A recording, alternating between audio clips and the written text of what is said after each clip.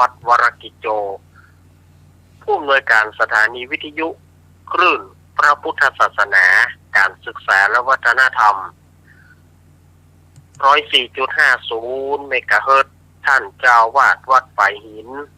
พร้อมไปด้วยพระสงฆ์องค์เณรทุกรูปทุกองค์ด้วยความเคารพอย่างสูงสุดยิ่งครับผมขอสวัสดีโยมปี้พิสมัยผู้ดำเนินรายการ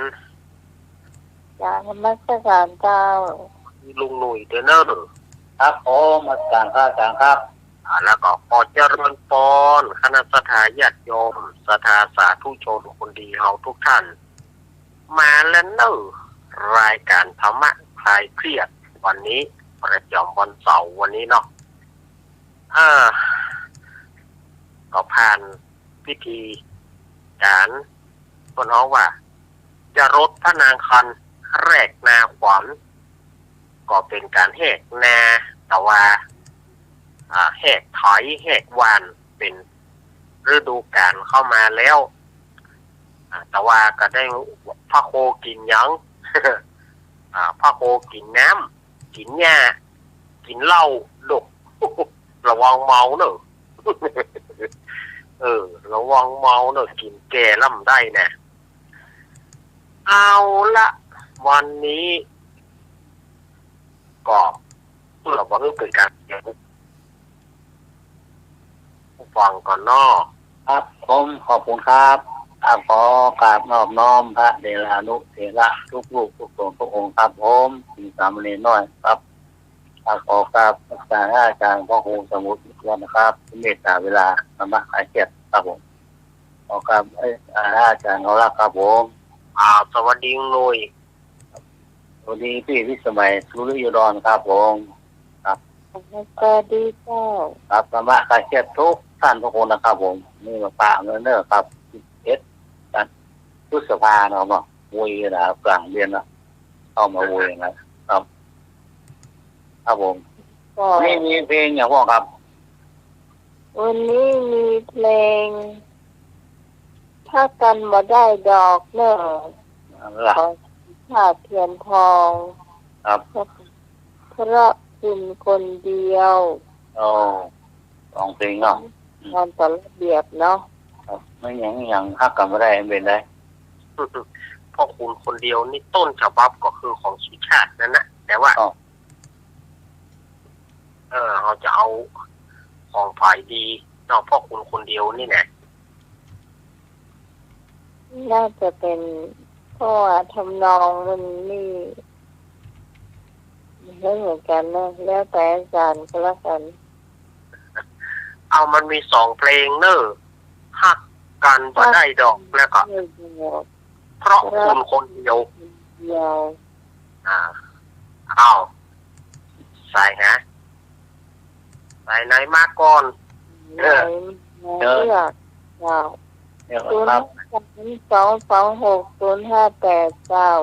ครับ053226058แล้วไปการจะได้เพลงแถมเลยเจ้าที่ทำได้ดอกได้ดอกถ้าเติมได้ดอกเนาะเป็นพ่อยังเจ้าท่านเป็นพ่อยังอ่ะก็เดี๋ยวฟังในเพลงงานทุกคนก็ไม่รู้อยากฟังเป็นการพระครูสมุทรวิศวะวรกิจโจจ้ะนมัสการอาจารย์ในราคาสวัสดีแม่กรสวัสดีน้องใหม่จ้ะเจ้าสวัสดีเจ้าสวัสดีนี่จ้าครับผมเลขาภิกรครับสวัสดีจ้าแม่ทุกท่านจ้ะจากเลยนะพัฒนาน้องหาสายใจค่ะ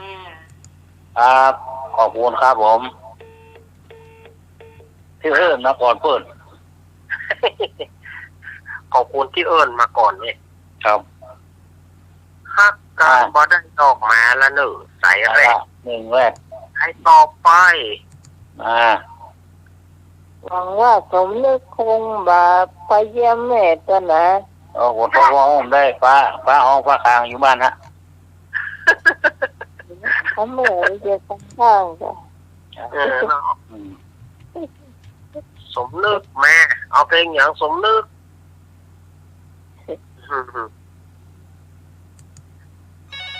วันนี้เงียบตะคืนนี่ เจ้ากราบภาษาพระอาจารย์เจ้ากราบภาษา แล้วปลาเจ้าก ราบภาษาพระอาจารย์ในหน้าเจ้า สวัสดีแม่พร จ้าสวัสดีน้องใหม่เจ้า จ้าสวัสดีเจ้า จ้าสวัสดีน้องใหม่เจ้า ผมเวคาพรครับ จ้าสวัสดีพี่กรณ์เจ้าสวัสดีแม่บุญเจ้าสวัสดีแม่สุพิตเจ้าสวัสดีพงษ์เจ้าสวัสดีธรรมะเตยเทศทุกท่านเจ้า ครับ ถ้าคนเดียวเจ้า คนเดียวเนาะ เสมอ คนเดียวอาจารย์รถหัว เสมอละเสมอละ1-1ละเอาสายต่อไป ครับผม มาแล้วปลาซัง ตาแสง เขียนทำไมเขียนทำไมวะมันใครดังแต่ เสียงทำไมอ่ะ ก็จะยืนถึงนี้เจ้าเลิกเจ้าน มัสการอาจารย์วิสุวรรณวรดูครับผมขอกราบนมัสการพระอาจารย์เอาลาดครับผม สวัสดีไอ้พงษ์ ครับสวัสดีคุณที่สมัยครับผม จ้าสวัสดีเจ้า ครับสวัสดีให้หนุ่ยครับผม ผมดีครับผมครับผม สวัสดีไปยังแม่บุญพี่กรณ์พี่พรแล้วก็แม่สุพิตและแม่ทุกคนนะครับผมก็เลยขอบคุณคนเดียว เอาละ2-1ฟังเพลง เราพูดนี่เจ้าเพื่อคุณคนเดียวเนาะ ครับขอฟังเพลงพ่อแม่แม่งอนของสุเทพครับเพนสีพุ่มสุสีครับผม พ่อแง่แม่งอนเนาะ พ่อแม่แม่งอน เพนสีเป็นผู้ขับร้องครั เอา บ พ่อแง่แม่งอนเนาะ พ่อแม่งอน พ่อมาปากแมวกะคง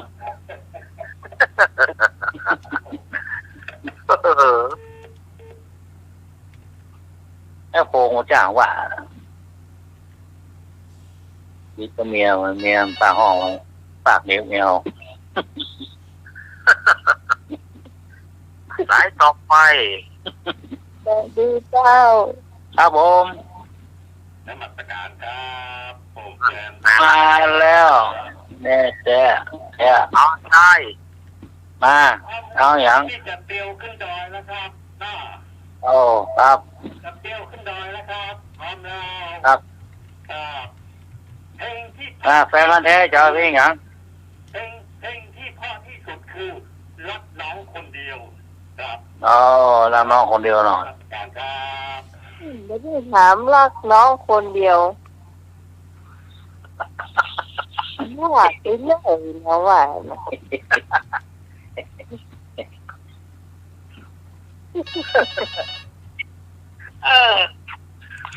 พ่อคุณคนเดียวไอ้เหรอไอ้เหรอเฮ้ย เดี๋ยวได้อยู่ครับผม ร้องเพลง ผมเอาเพลงรักถ้าคุณคนเดียวพ่อคุณคนเดียว ครับ จะเอาเพลง โอ้ พ่อคุณ ก็ เดี คื ย อ ว คนเดียว เพราะไอ้นึกคนเดียว ก็คือคนเดียวนั่นนะ วันนี้ผมบอกไปหาแม่นะแม่ได้รู้